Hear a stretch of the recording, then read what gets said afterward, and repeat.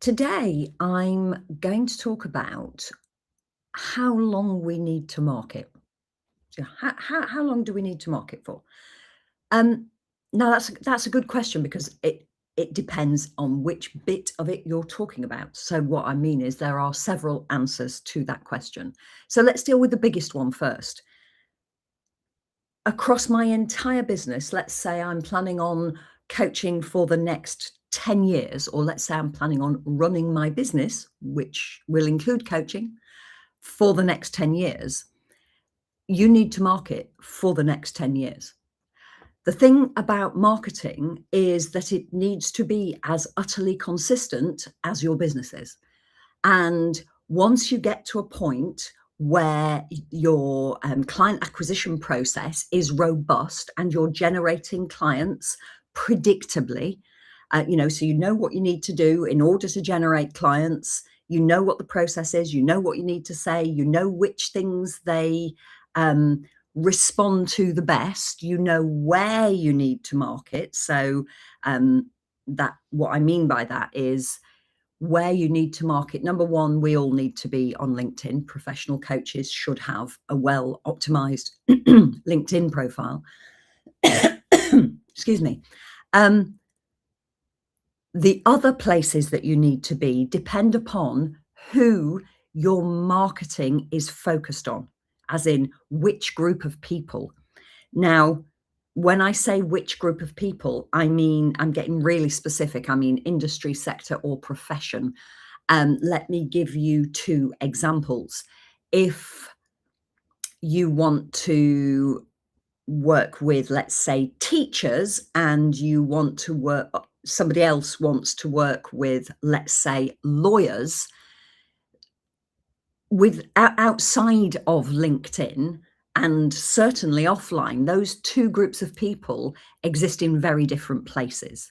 So the kinds of professional bodies they attend, the kinds of professional bodies they belong to are different. The kind of professional events they attend are different. You're not going to find a teacher at a lawyering conference. You're not going to find a teacher who is a member of the Law Society. You're not routinely going to find teachers being members of the Law Society, and vice versa. Lawyers aren't going to hang out at teaching conferences. So when you know who they are, you know where they are. Now, I keep saying that when you know who they are, you know where they are. That is incredibly important, because if you don't know where they are, then you don't know where you need to be.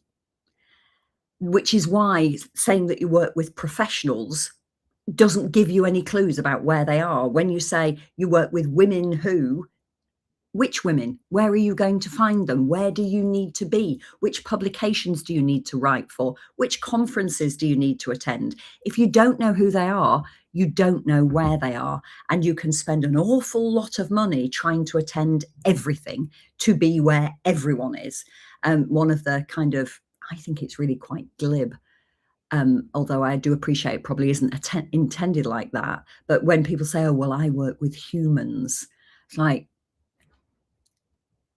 that might be right on this side of the scales, the delivery side of your coaching business. But on the other skill set, humans is not focused enough to mean that your marketing will be effective. So how long do I need to market for in the bigger picture is for as long as you have a business. Now, that's true of all businesses, not just coaching businesses or portfolio businesses that include coaching. Every single business has to have a robust client acquisition process, because if you don't have clients, you don't have a business. And kind of building up that robust process, that's what we do. We teach you how to build up a robust client acquisition process. But once you've got that, then you need to market forever, for as long as you've got your business. So I think I've covered that. Now, if we come down a little bit and say, okay, so I'm starting today. I know nothing about marketing. I'm going to learn what I need to know. So if you joined us, quite a common question is, well, how long do I need to spend on this? So in the beginning, when you're first learning about how marketing works and how client acquisition works, there is some heavy lifting to do in terms of the work required. So, making sure that your niche is a commercially viable niche, making sure that your the ideal client avatar that you build in order to kind of personify the people in your target audience or niche. That's quite a chunky piece of work too. Um, there is what I call a 3 a.m. cascade, which is what are the things that are going on in the head of your potential clients at 3 o'clock in the morning, when they're lying awake worrying about this thing that working with you can resolve. What specifically are they worrying about? And there tends to be like a whole, there might be one big thing at the top, but then there are lots of other smaller things that kind of cascade down. And whilst they might seem smaller, in the mind of our potential client at 3 o'clock in the morning, any of them can feel overwhelming. It's a really weird time, isn't it, to be awake and worrying, and we've all done it. Once you have your ideal client avatar in your 3 a.m. cascade, then the next thing to do is to build a marketing message. And we teach that as we teach you to build it as a keynote presentation.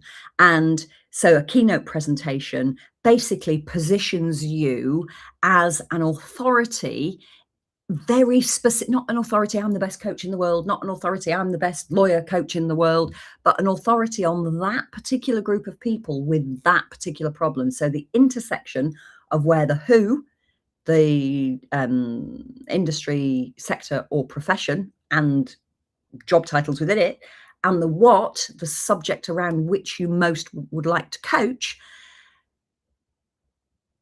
it positions you as an authority in that very specific sector. It doesn't shout, buy my stuff, buy my stuff. It's not a salesy thing. It's a message that demonstrates your knowledge and understanding of and your empathy for the individuals who are struggling with the problem that you want to help with. That's the most of the heavy lifting, developing those, and everything else comes from those things. So that work is quite labor intensive, but again, like most things with marketing, it's about thinking. It's like coaches actually really love learning to market because it's about challenging your thinking and reframing how you think about certain things. If we then look at, what do I need to learn? Well, the world constantly changes. The world of marketing constantly changes. The platforms that we use to market on evolve, or new ones pop up, or they disappear. I'm thinking, for example, TikTok popped up in 2017 when it was just a daft place for the kids to do silly dances, and now all the premium brands and all the political parties and all the newspapers and all the serious hitters are on TikTok. And they wouldn't be there if their clients weren't there, which means that if their clients are there, then probably ours are there too.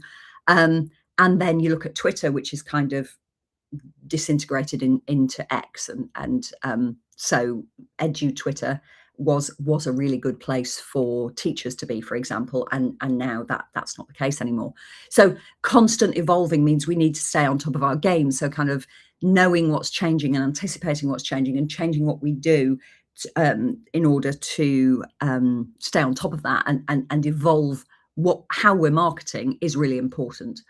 The tools that we can use to market change. So, AI, large language models, is really probably the biggest change in tools. But just for the record, LLMs can't do your marketing for you. All they can do is amplify what you've already done. So if you're starting from scratch and asking it to develop an ideal client for me and a marketing message for me, it doesn't know about how specialist marketing to coaches is. If you talk to it about coaching, it thinks, like the rest of the world, that coaching is an exchange of knowledge. It can't do the heavy lifting for you. You have to do the thinking first, but then it becomes quite a useful tool. So staying on top of your game involves some kind of outside the actual active marketing time that involves some thinking and staying, you know, reading and keeping abreast of what's going on. On a daily basis, to start with, you probably want to spend an hour on your marketing over and above kind of the learning stuff, an hour on creating marketing assets. Once you are competent at that, then you can start to automate some of it so that you're not kind of having to sit and write things every day, or you're not having to kind of come up with new stuff all the time. You can take the things that you've created, you know, nothing's lost. You can take the things that are created and you can start to schedule some content, or to use automation or individuals to do some of the work for you. But you cannot outsource your marketing until you have marketing that works. You know, you need to know that your robust client acquisition process is working before you outsource it, because otherwise you're unable to support the person that's doing it for you. They can automate your content, for example. They can schedule it into something like Socialmonials or Metricool, but they can't create your marketing message for you, or not in any. I've never seen it work. I've never seen it done successfully. So there is a kind of an hour a day in the beginning creating content, and that changes as time goes on. Overall, between 35 and 50% of your available time will be spent on client acquisition. That doesn't necessarily mean sitting behind your computer writing LinkedIn articles. That's not what it means at all. Or delivering live streams. That's not what it means at all either. But in order to build and maintain a robust client acquisition process, you do need to be spending sort of 35 to 50% of your time on your marketing. Now, some of that might be attending conferences, some of that might be networking, some of, you know, it can be in-person stuff, but it's not delivery time. Your delivery time would be between 50 and 65% of your available time. And that's not just people who are running coaching businesses or portfolio coaching businesses. That's everybody. That's businesses. You know, if there is an individual who's running their own business, they need to spend 35 to 50% of their time on their marketing. I know that can make coaches feel angry. I know that coaches can feel misled and disappointed and frustrated because they did not understand when they started their coach training that if they wanted a private practice or even some private clients, they were going to need to learn how to find them. And the reason for that, the reason that that's how we feel when we start a coach training program, is that the majority of us have never had to find our own clients for anything before. People who join coach training, who have a background in marketing or even a background in sales, very quickly realize that they're going to need some extra skills to be able to figure this out. And, you know, I do speak to coaches who have got sort of halfway through a program and thought, hang on a second, where are these clients going to come from? Where am I going to find them? And those are really smart people. For the majority, and I'm not saying that we're not smart, but we're not quite as savvy as the ones who figure it out while they're training. We go out and we look and we kind of try talking to people and having the good conversations that we've been promised will lead to clients, and they do lead to the occasional client. So then we think, well, maybe that, anyway, I can go on about the things that we do wrong, but at some point we realize that what we're doing is not sustainable. It's not going to work in the long term. And at that point, we have two choices. We can either get over ourselves with our kind of bad feeling about marketing and having to market ourselves, or we go back to working for somebody else. Now, some coaches will do associate work, and that's great. So that means you get to deliver the coaching and you don't have to worry about finding the clients because the associate company does that. Associate coaching is is becoming a lot more competitive, particularly on the platforms like Ezra, Lyra, Coach Hub, BetterUp, that kind of platform. And again, I've mentioned it before, but it's becoming so competitive that there is an organisation in the UK who sells coaching to companies, and their associate coaches deliver for free. They deliver pro bono. And apparently that company has a waiting list for coaches to work with them. And the reason for that is, the reason there is a waiting list is because we want to coach, and the hours delivered for that organisation count towards our logged hours for our professional bodies and our accreditations and designations, etc. I have quite strong feelings about that. I think it's exploitation, but I nobody's asked me, so there we go.